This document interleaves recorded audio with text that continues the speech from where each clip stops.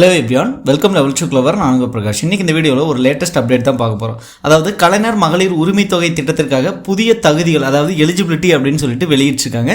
So புதிய விண்ணப்பங்கள் எப்போருந்து வெளியிட போகிறாங்க, யாருக்கெல்லாம் 1000 ரூபாய் கிடைக்க போகுது, இனிமேல் யாருக்கெல்லாம் அது கிடைக்காது, அதாவது தகுதி உள்ளவர்கள் தகுதியற்றவர்கள் அப்படிங்கிற பட்டியலை தமிழக அரசு தரப்புலேருந்து வெளியிட்டிருக்காங்க.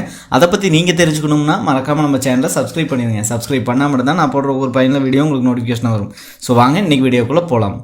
ஃப்ரெண்ட்ஸ், இன்றைக்கி வீடியோ பார்க்குறதுக்கு முன்னாடி பார்த்தீங்க அப்படின்னா எல்ஐசியிலிருந்து ஜீவன் தருண் அப்படிங்கிற ஒரு திட்டம் உங்கள் மகன் அல்லது மகளுக்கோ பார்த்தீங்க அப்படின்னா ஒவ்வொரு நாளும் வெறும் ஒரு 63 ரூபா சேமிச்சிங்க அப்படின்னா ஒரு 10 லட்சம் 12 லட்சம் அந்த மாதிரி பார்த்தீங்க அப்படின்னா ஒரு அமௌண்ட் அவங்க அந்த குழந்தைகளோட கல்விக்கோ அதுபோக பார்த்தீங்கன்னா அவங்களோட திருமணத்திற்கோ இது பேருதவியாகவே இருக்கும். ஸோ இந்த ஜீவன் தருண் திட்டத்தில் நீங்களும் உங்களோட மகன் அல்லது மகளுக்கு பாலிசி போடணும் அப்படின்னா இந்த வீடியோ கீழே இருக்கக்கூடிய டிஸ்கிரிப்ஷன் பாக்ஸில் வாட்ஸ்அப் நம்பர் கொடுத்துருக்கேன். ஸோ உடனடியாக உங்களுக்கு பாலிசி போட்டு தரப்படும். ஸோ அதே மாதிரி பார்த்தீங்க அப்படின்னா வாழ்நாள் முழுவதும் பணம் தரக்கூடிய ஒரு திட்டம் உமேங் அப்படின்னு ஒரு எல்ஐசி பாலிசி இருக்கு.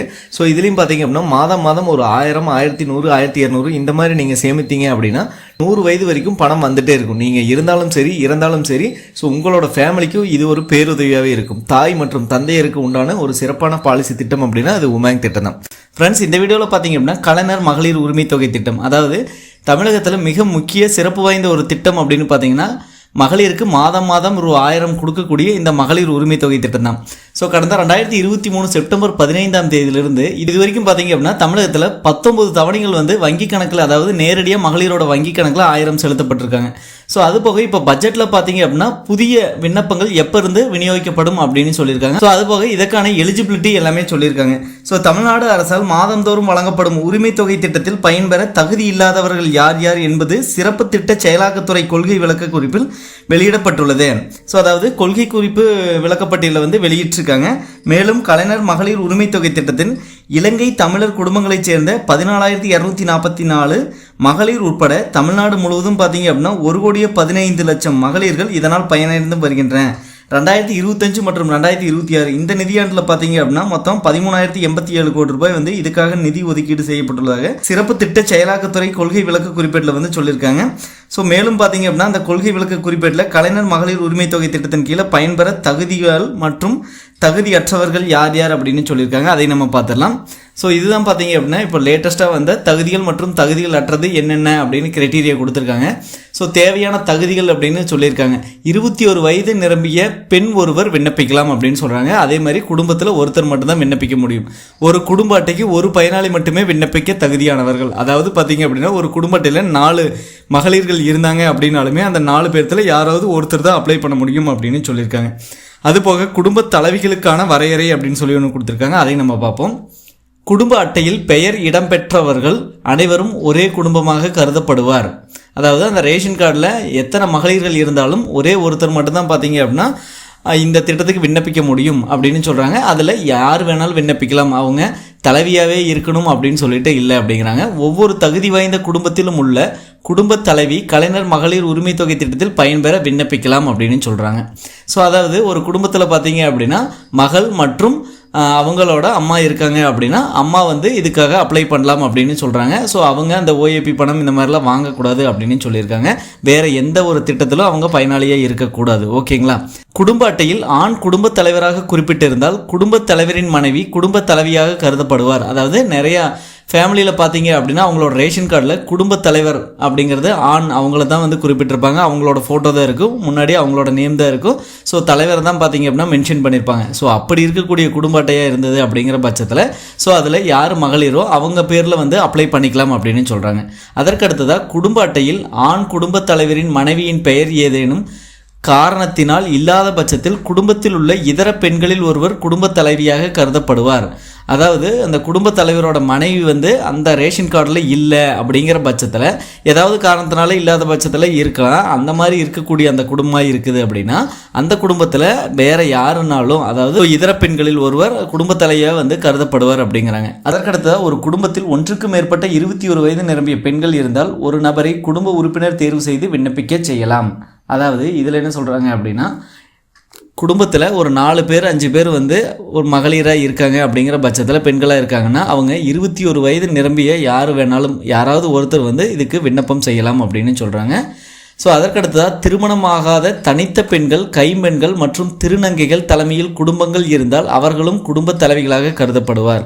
அதாவது திருமணமாகாமல் இருக்காங்க அந்த பெண்கள் அப்படின்னாலும், கைம்பெண்கள் மற்றும் திருநங்கையாக இருந்தாங்க அப்படின்னாலுமே அவங்க தலைமையில் அந்த குடும்பம் இருக்குது அப்படிங்கிற பட்சத்தில் கண்டிப்பாக அவங்களும் பார்த்திங்க அப்படின்னா குடும்ப தலைவியாக கருதப்படுவாங்க. அவங்களும் இதுக்கு வந்து விண்ணப்பிக்கலாம் அப்படின்னு சொல்கிறாங்க.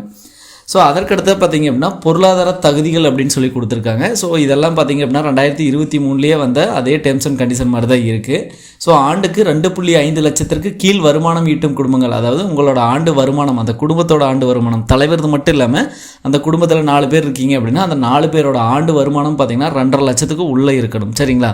ஸோ அதற்கு அடுத்ததான் வந்து நிலத்தை பற்றி சொல்லியிருக்காங்க. 5 ஏக்கருக்கு குறைவான நஞ்சை நிலம் அல்லது 10 ஏக்கருக்கு குறைவான புஞ்சை நிலம் வைத்துள்ள குடும்பங்களுக்கும் பார்த்தீங்க அப்படின்னா ஸோ இந்த கலைஞர் உரிமை தொகை திட்டம் கிடைக்கும் அப்படின்னு சொல்லியிருக்காங்க. ஓகேங்களா? ஸோ உங்கள்கிட்ட 5 ஏக்கருக்கு உள்ள நன்சை நிலமாக இருக்கலாம், அதே மாதிரி புஞ்சையாக இருந்தது அப்படிங்கிற பட்சத்தில் ஸோ 10 ஏக்கருக்கு குறைவாக இருக்கிறோம் அப்படின்னு சொல்கிறாங்க. அதாவது மேட்டாங்காடு அப்படிமா ஸோ நம்மள்ட்ட இடம் இருக்குது, பட் இருந்தாலும் அதில் எந்த ஒரு விவசாயம் செய்ய மாட்டோம், அந்த மாதிரி இருக்கக்கூடிய அங்கே புல் விளையாது அப்படின்னு சொல்லுவோம். அந்த மாதிரி இருக்கக்கூடிய இதில் பார்த்தீங்க அப்படின்னா புஞ்சை நிலமாக இருக்குன்னா 10 ஏக்கருக்கு குறைவாக இருக்கணும். ஒருவேளை நம்ம விவசாயம் விளைபொருள்லாம் போட்டிருக்கோம் அப்படிங்கிற பட்சத்தில் கண்டிப்பாக 5 ஏக்கருக்குள்ளே இருந்தது நன்சை நிலமாக இருந்தால் நீங்கள் 5 ஏக்கருக்குள்ளே இருக்கணும் அப்படின்னு சொல்கிறாங்க. அதுக்கடுத்து தான் ஆண்டிற்கு வீட்டு உபயோகத்திற்காக 3600 யூனிட்டிற்கும் குறைவான மின்சாரம் பயன்படுத்தும் குடும்பங்களுக்கும் இது பொருந்தும் அப்படின்னு சொல்கிறாங்க. அதாவது ஒரு வருஷத்துக்கு, அதாவது 2 மாதத்துக்கு ஒருக்கா பை மந்த்து தான் பார்த்தீங்க அப்படின்னா இபி வந்து நம்ம ரீடிங் எடுக்கிறாங்க. ஸோ அந்த மாதிரி எடுக்கும்போது அந்த 6 டைம் நம்ம பேமெண்ட் பண்ணியிருப்போம். அந்த 6 டைம் பார்த்திங்கன்னா டோட்டலாக வந்து ஒரு 3600 யூனிட்டுக்கும் கம்மியாக வந்து நம்ம மின்சாரம் வந்து பயன்படுத்தி இருக்கணும் அந்த குடும்பத்திலேருந்து அப்படிங்கிறாங்க. அதற்கடுத்து பார்த்திங்கன்னா திட்டத்தில் பயன்பெற தகுதி இல்லாதவர்கள் யார் யார் அப்படின்னு சொல்கிறாங்க. ஸோ நம்ம மேலே சொன்ன பொருளாதார தகுதிகளே தான் இதுலேயும் பார்த்திங்கன்னா அதோட ஆப்போசிட்.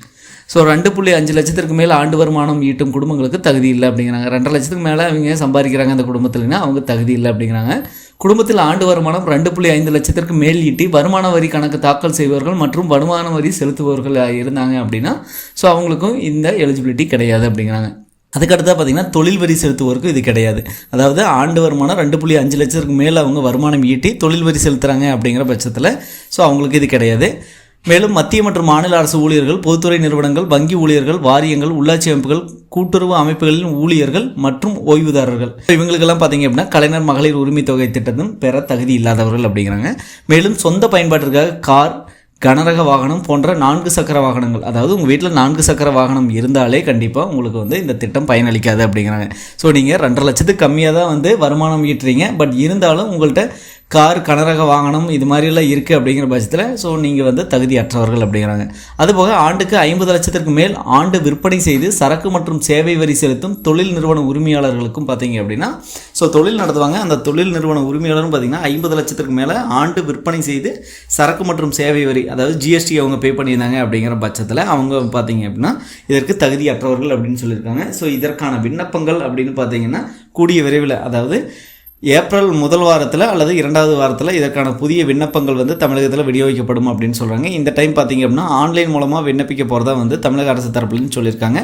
ஸோ நம்ம பொறுத்திருந்து பார்ப்போம். இதற்கான அப்டேட்ஸ் ஏதாவது வந்தது அப்படிங்கிற பட்சத்தில் ஸோ நம்ம சேனலை மறக்காமல் சப்ஸ்கிரைப் பண்ணி வச்சுங்க. அப்போ தான் நம்ம போடக்கூடிய முக்கியமான வீடியோவில் நீங்கள் உடனடியாக வந்து பார்க்க முடியும். ஸோ மற்ற வீடியோவில் சந்திக்கும் வரை உங்களிடமிருந்து விடைபெறுவது உங்கள் பிரகாஷ். பாய், டேக் கேர்.